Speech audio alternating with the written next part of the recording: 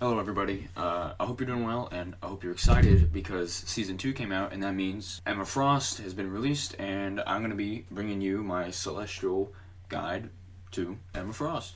Okay, so we're just going to jump right in here, but before I start giving you my tips and how you should play her, I'm going to give you a little pros and cons on how she's good, how she's bad, how you should play her with your team, and how she works in situations. So immediately, she has an extremely high damage output as one of her biggest pros.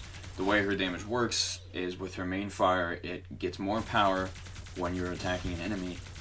Whenever it charges to 100, it maximizes your power, meaning you can really just melt and shred any opponents in front of you. So what I would argue is Emma Frost's biggest strong suit is how good she is at punishing overextenders, divers, and forcing enemies into situations that they don't want to be in. So when you're in your diamond form, you can use a combination of the Carbon Crush and the Crystal Kick to grab an enemy, put them behind you, and then kick that enemy into your team to put them in an unfortunate situation where they have to now get out of your team and sustain plenty of damage from all of them. So when you're in your diamond form, you use your Carbon Crush and then your Crystal Kick, and you push the enemy backwards a good distance, probably around 10 meters. And this is great because usually your team's going to be pretty close behind you because you shouldn't be overextending too much as Emma Frost. So as long as the team is behind you, you're going to get value doing this because the enemy is now in a position that they probably didn't want to be in. It's much like Bucky's hook, how Bucky is so great at hooking in enemy tanks like Magneto and Doctor Strange, because once they're in, it's hard for them to get out without wasting an ability or making themselves a free pick. So Emma Frost's cons. I would say one of her biggest cons is that her damage is a ramp up instead of a constant. When she's at 0, her damage is kind of a tickle until you get it to charge up, which takes a decent amount of time. It can take a couple mags worth of shooting to get it charged up all the way, and then it decreases very quickly if you aren't maintaining it. So another con is with her shield, because it's not really physically there in front of you until you let go of the button. I'm going to stand in front of this Galactobot, and he's going to shoot me. I'm going to try to put my shield up, and you can see I still got shot. Despite my shield being in front of him, it's not technically there until you let go of the trigger. So right now it's not solid until I let go of the trigger, and then it is solid and can sustain damage.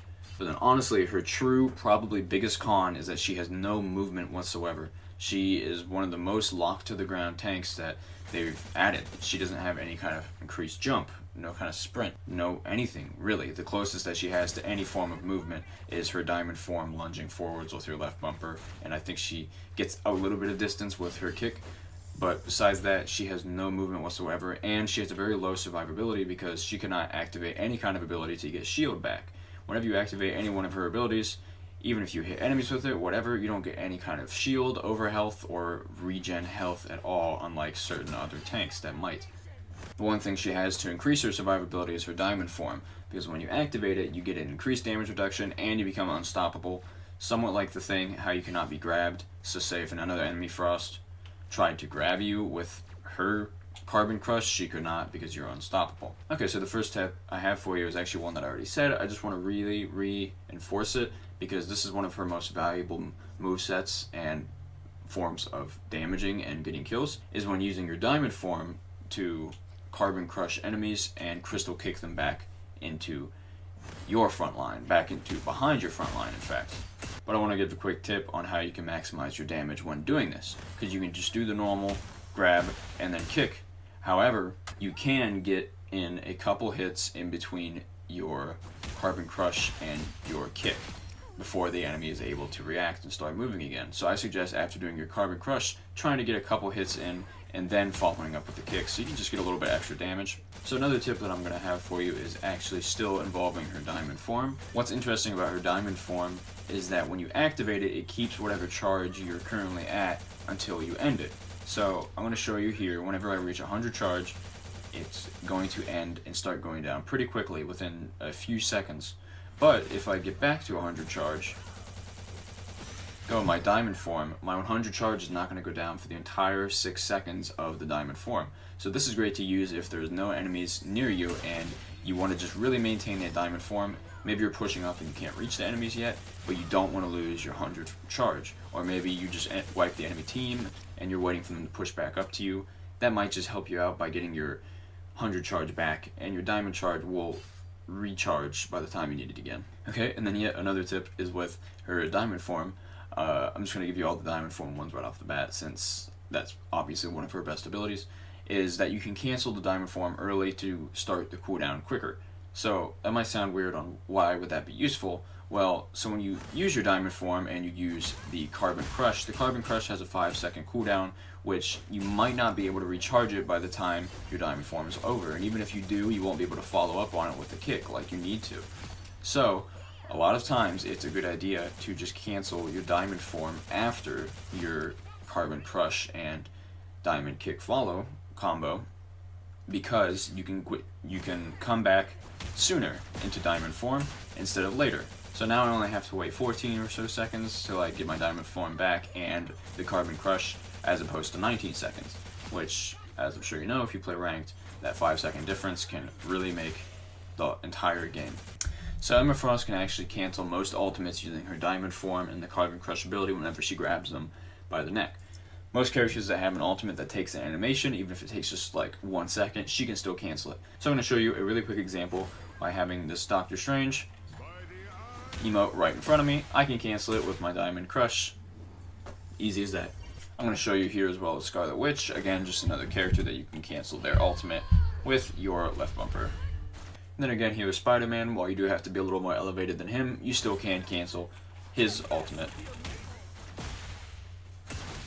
So now that I've given you most of the major tips on her diamond form, I'm going to give you some tips on her Psychic Spear, which is that little crystal ability that she has, where she attaches a crystal to an enemy and can damage that enemy via the crystal. So when you attach this crystal to an enemy, it damages them as you damage it. However, once it breaks, it does a large amount of damage to the enemy, and this depends on how much charge you have. So when you have max charge, you can actually do quite a bit of damage to whoever you attach this crystal to. So how do I suggest using this? I suggest using this on characters that are hard to hit normally, or are in the middle of running away from a situation and are maybe at low health, maybe a dive character when they jump into your team. Usually Black Panthers or Spider-Man will take damage on their way in, but get out before the damage is lethal. However, if you already have them weak, if you just attach a crystal to them as they're running away, you can just do that little extra bit of damage to hopefully finish them off so they don't get away and that you get a free pick and they're down in player. Alright, I'm going to give you an example here of how you can use her shield to block certain characters' ultimates or abilities. So the main ones that you're going to want to and be able to block are Iron Man, Namor, and Magneto. So I'm going to show you really quick with Iron Man. I'm going to warn you though, like I said earlier, her shield isn't solid until you let go of the trigger. So you have to make sure that you place the shield before the Iron Man ult or whoever's ult you're trying to block, before it makes contact, so that way you actually can block it and you don't push the shield straight through it by accident. Because if you do, you can't pick up your shield quick enough in time. It has a 3-second cooldown. You're just going to get hit no matter what. And then you also want to make sure your shield has enough health. Even whenever you have your shield put away, it has to regenerate its health.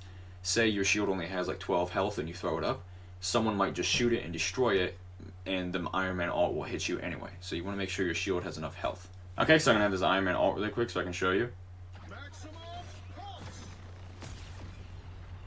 So I'm going to have this Magneto ult me really quick so I can show you blocking his as well. Now these ones are definitely going to be a little bit harder to block because most Magnetos will probably be pretty close to the ground and not give you as much time to react, but it's still durable and you might just save your Cloak and Dagger or your Invisible Woman out of her ultimate.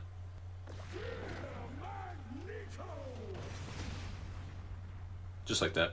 And then I'm going to show you as well with this Namor, just like you can with every other shield character like Doctor Strange and Magneto, as long as you block the center of his ultimate, it will still block it completely. Look who's here.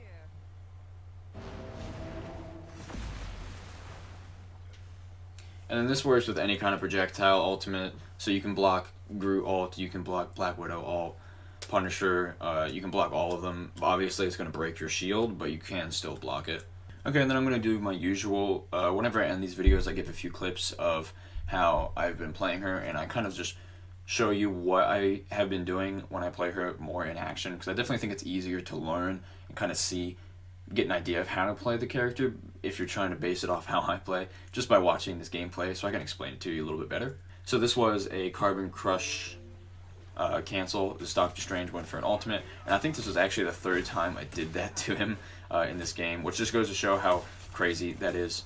And then I want to suggest using her Carbon Crush form against shield enemies. She's much like the Thing, how she can hit the character in their shield despite them having a shield up, because it's a melee attack and it does a lot of damage. So Emma Frost is honestly a great counter against Doctor Strange. Magneto kind of but especially Doctor Strange. So again here, I just really want to reinforce that idea of using the Carbon Crush and the Diamond Kick to push an enemy into a situation that they don't want to be in, especially an enemy tank that doesn't have any kind of movement and a low survivability. You can push them right in the center of your team and make them a much easier pick. Now another thing I do here, I unfortunately missed it, but I went for the little diamond attach ability on the Moon Knight because he was in a position where he couldn't be contested by pretty much any of us, and he was getting free value up there since he was just getting a bunch of damage. So if someone's in a situation like that where there's a Hawkeye or some kind of sniper or Moon Knight in a position that you can't hit them normally, it's a good idea to hit them with your little diamond ability so you can get that diamond close to you and you can damage them that way. Okay, so in this situation we're playing a very grouped up match where both teams were grouped up right on top of each other fighting for this payload. I noticed that the enemy Invisible Woman used her shield, and that Emma Frost, I knew her shield was weak because we had already been damaging it, and then Punisher ulted at the same time as me. So I decided to try to use that opportunity to just push up and hopefully kill him so he can't get any value and kill my teammates with his ultimate. Because even if he kills me, as long as my team can live in that situation, there'll still be value, and meaning that Punisher didn't get any kind of value with his ultimate. But I did live in the end and got a lot of kills in the process. Okay, so in this clip I do a couple cool things I want to explain. This was actually like one of my first matches, if not my very first match with Emma Frost. But right here off the bat, the best part about being able to place a stationary shield is that you can shield dance like this. You can keep hopping back and forth between the shield when you're fighting an enemy in close quarters, just to stop them from hitting you nearly as often as they should be. And then in this situation you can see I'm using the diamond form to keep the healers and the enemies off the objective. I was hoping I could keep them off long enough for us to capture. I didn't, but I still kept them away and kind of separated Namor from the healers, putting them in a more awkward situation. And then I block a Namor ult here. Magneto also blocked it for me, but I blocked it just in case as well. I kind of just used the ultimate. I just clicked the button. I wasn't sure it was going to happen, but the enemies did group up for me, and I did get some value out of it, especially pulling this Hulk back. He was trying to jump away after he got hit with the Bucky ult, but I did end up pulling him back while he was mid-air, and got Bucky his ultimate back, and killed him. We won the objective either way, but Bucky did get his ultimate back in case someone tried to contest. But yeah, that's actually all that I got for you today. So I hope you enjoyed this video, and I hope that it helps you learn anything with Emma Frost if that's why you watched it. But if you just watched it for fun, I appreciate that, and I hope you enjoyed it. Let me know how you're liking Season 2 so far, what you think of the new map, the balance changes, and Emma Frost, of course. I am very happy with the new season, as I have been with all of them. I am having a blast with the game still. I think they're doing a great job, and that they just need to keep up what they're doing. So yeah, anyway, thank you so much for watching, and have a wonderful rest of your day. Bye.